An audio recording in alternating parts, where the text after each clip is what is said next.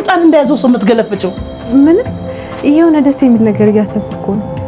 ኦቴ ምን ማሰቢያ ኖሮሽ ነው አሁን አንቺ ጥሩ ነገር የምታስቢው? ቆይ ለምንድን ነው እንደዚህ የምትይኝ? እኔ ማሰቢያ አለኝ። ቢያንስ ሰው ላይ መጥፎ ነገር አላስብም። ታዲያ ማን አባሽ ነው ሰው ላይ መጥፎ የሚያስበው? አንቺ ማትረቢ። እሱን እኔ አላውቅም። እኔ የማውቀው የራሴን ሀሳብ ብቻ ነው። ይህች ናትና የፍቱ ስራ ጭራሽ ብለሽ አሽሙር መሳደብ ጀመርሽ።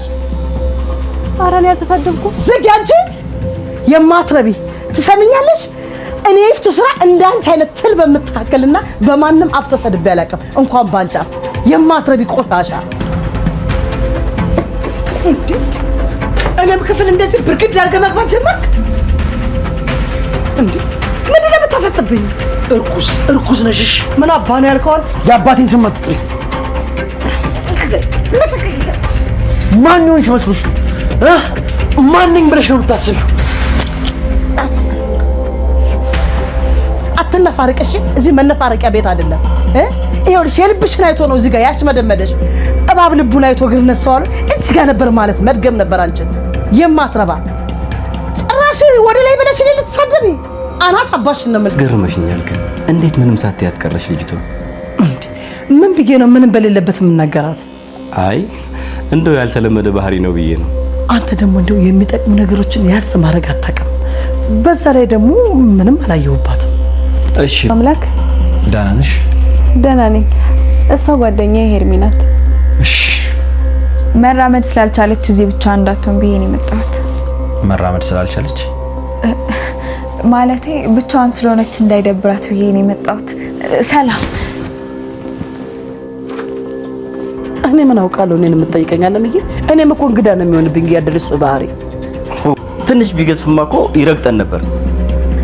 አለምዬ አንድ ቀን ይቀርናል ብለህ ነው? ይፍቱ ስራ በአምላክንም ሆነ ህብስትን አሁን ላይ እንዳታለለቻቸውና እንደሸወደቻቸው ዘግይቶም ገብቷቸዋል ማለት ነው። እነሱን ብቻ ሳይሆን እንግዲህ ይፍቱ ስራ ያታለለችው አሁን ላይ ታፈሰንም ሸውዳታለች ማለት ነው። ታፈስ ማለት እንደምትታየው ገራገርና መልካም ልብ እንዳላት ግልጽ ነው ማለት ነው። ግን ደግሞ ለህብስት የምትሰጣትን መድኃኒት ምን ያደርግ ወይም ይጉዳ ይጥቀም የምታውቀው ነገር ስለሌለ በታዘዘችው መሰረት እንግዲህ ዝም ብላ ምግብ ውስጥ እየጨመረች ሰጥታ ዛሬ ላይ ህብስትን ለትልቅ ችግርና ጉዳት አድርሳታለች ማለት ነው። ታፈስም እንግዲህ ለህይወቷ ስለምትሰጋና ስለምትፈራ ይፍቱ ስራ ያለቻትን ነገር በሙሉ ማድረግ ስላለባት እንጂ ያደረገችው አሁን ላይ እንግዲህ ህብስት ለዚህ ችግርና ለዚህ ስቃይ የምትደርስ አልመሰላትም ነበረ።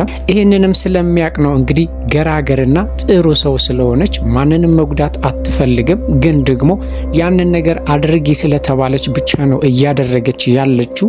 ይጉዳ ይጥቀም ወይም ይግደል ያድን የምታውቀው ጉዳይ አልነበራትም ማለት ነው። ይሄ ችግር ከተፈጠረ በኋላ እንግዲህ በአምላክም ታፈስን አንቺ እኮ መልካም እንደሆንሽ አውቃለሁ፣ ግን ምንድነው ያደረጋችሁት ብሎ ሲጠይቃት ሁሉንም ነገር ተናግራለች ማለት ነው። በአምላክ ከዚህ በፊት እንግዲህ ይፍቱ ስራ ህብስት ላይ ልታደርግ የነበረውን ነገር በቀጥታ በሱ በኩል ለማድረግ ፈልጋ ነበረ፣ ግን ደግሞ አልተሳካላትም። ምክንያቱም በአምላክ እንደሚታየው ጨካኝ ሳይሆን ገራገርና አስተዋይ ስለሆነ፣ በዛ ላይ ደግሞ ህብስት ይሄ ነገር እንደማይገባትና እነሱ ለራሳቸው ጥቅም ይሄንን እያደረጉ እንደሆነ ስለተገለጸለት መድኃኒቱን ስጣት ብላ ባለችው ሰዓት በፍጹም ሊሰጥ ስላልቻለ አሁን ላይ እንግዲህ በታፈስ በኩል አድርጋ ህብስትን የምትፈልገው ደረጃ ላይ አድርሳታለች ማለት ነው።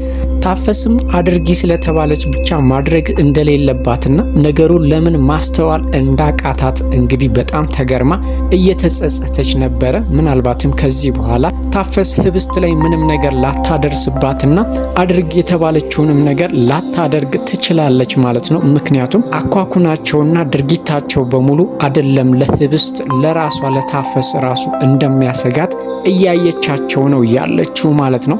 ስለዚህ አሁን ላይ ታፈስ እንግዲህ ከህብስት ላይ አይኗን ዞር ካደረገችና ይፍቱ ስራ እንደምትላት ካላደረገች ምናልባትም ህብስት ቶሎ ልታገግምና ከዚህ የበለጠ ክፉ ነገር ላይደርስባት ይችላል ማለት ነው። በአምላክም እንግዲህ በተማጽኖ ድጋሚ ይሄንን ነገር ህብስት ላይ እንዳታደርግ ለምኗታል ማለት ነው። ከእንግዲህ በኋላ ይሄንን ነገር ታደርጋለች ብለን አናስብም፣ ግን ደግሞ አንዱን አድናለሁ ብላ ራሷንም ልታጣ ትችላለች። ይፍቱ ስራ በተደጋጋሚ አስፈራርታታለች። ከኔ ጋር ወይም እኔ የምልሽን ነገር ካላደረግሽ ትልቅ ችግር ይደርስብሻል ብላ እያስፈራራቻት ነበር። በሆነ አጋጣሚ እንግዲህ ታፈስ ህብስት ላይ እያድርግ የተባለችውን ነገር እያደረገች እንዳልሆነ ካወቀች ራሷን ማለትም ታፈስን ልትጎዳት ትችላለች ማለት ነው።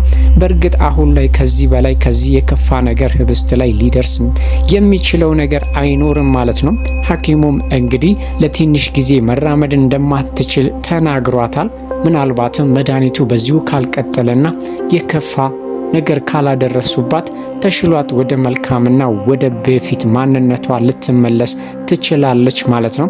ግን ደግሞ ታፈስ በሰራችው ስራ በጣም ተጸጽታና አዝናለች ማለት ነው። ታፈስ እንግዲህ በአምላክ የሚጨክን ልቦና ወይም ደግሞ ስብዕና ስለሌላት ሁሉንም ነገር ነግረዋለች።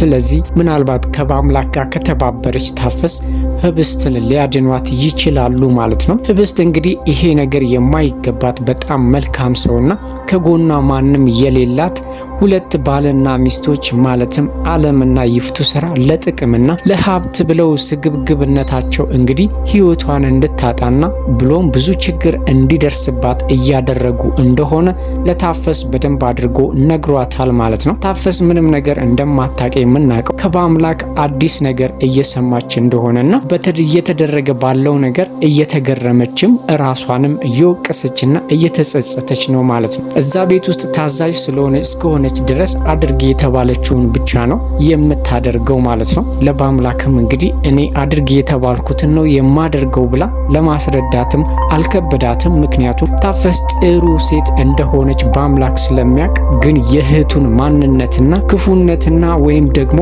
ለሰው ምንም አይነት ርህራሄ የሌላቸው እንደሆኑ ጠንቅቆ ስለሚያውቅ በታፈስ ምንም አላዘነባትም ማለት ነው። ግን ደግሞ የነገሩን ምንነት ሳታቅ ህብስት ላይ ይሄንን ማድረጓ ቢያሳዝነው የሷ ጥፋት እንዳልሆነና እሷ ተወቃሽ ልትሆን እንደማትችልም ለማስተባበልና ከእንግዲህ በኋላ ግን ህብስትን ባትጎዳት ማንም የሌላት ቤተሰብም እናትም አባትም የሌላት ምስኪን ሰው እንደሆነች ለማስረዳት እየሞከረ ነበረ ማለት ነው። ከዚህ በኋላ እንግዲህ ታፈስ ህብስት ላይ ብዙ ጉዳት ላታደርስባት ትችላለች ማለት ነው። በአምላክም ነገሩ እንዴት እንደዚህ ሊሆን እንደቻለ ግራ ቢጋባም ግን ደግሞ መጠራጠሩ ነበረበት። ከዚህ በፊት ብዙ ነገር ልታደርስባት እንደምትችልና እየሞከረች እንደሆነ ቢያቅም በመሃል እንደተወችውና ወይም ደግሞ ችላ እንዳለች ነበር እያሰበ ያለው ማለት ነው።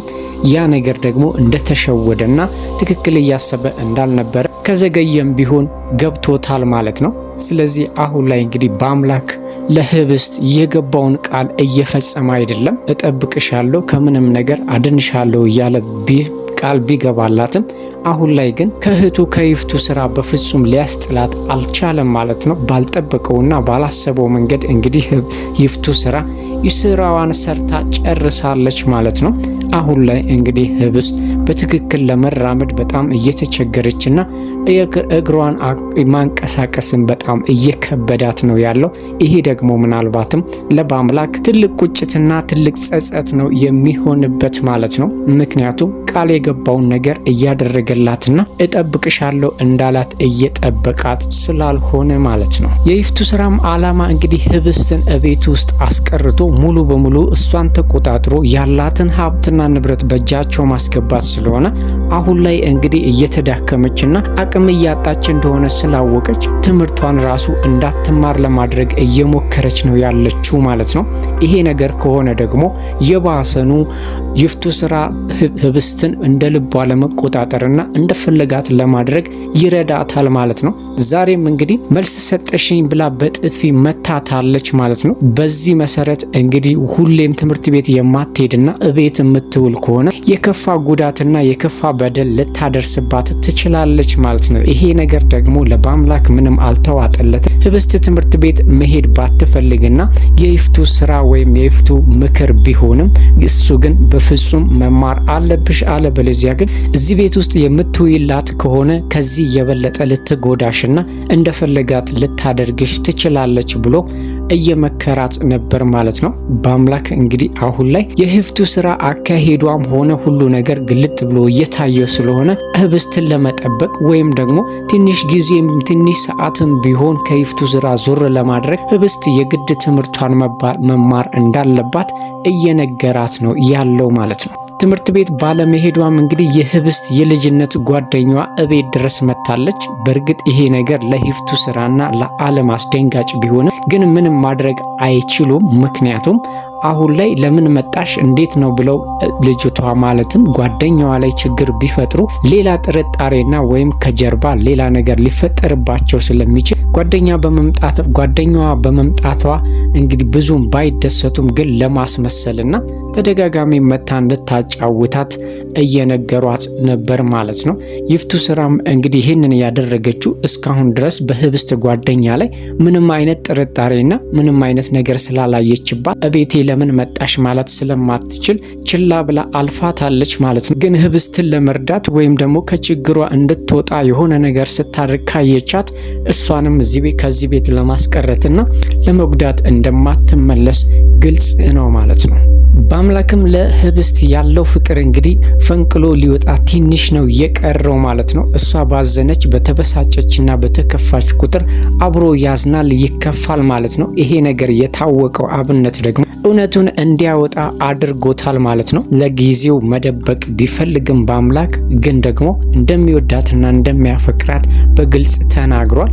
ይሄንን ፍቅር ግን አውጥቶና ግልጽ አድርጎ እንደማይነግራት ውስጡ ቀብሮት እንደሚኖርም እየተናገረ ነው። ምክንያቱም በአምላክ ብዙ ችግሮች ያሉበትና ብዙ መከራዎችን ያሳለፈ ልጅ ስለሆነ ምናልባት አሁን ላይ ለፍቅር ዝግጁ ስላልሆነ ነው እንደዚህ እየተናገረ ያለው ማለት ነው።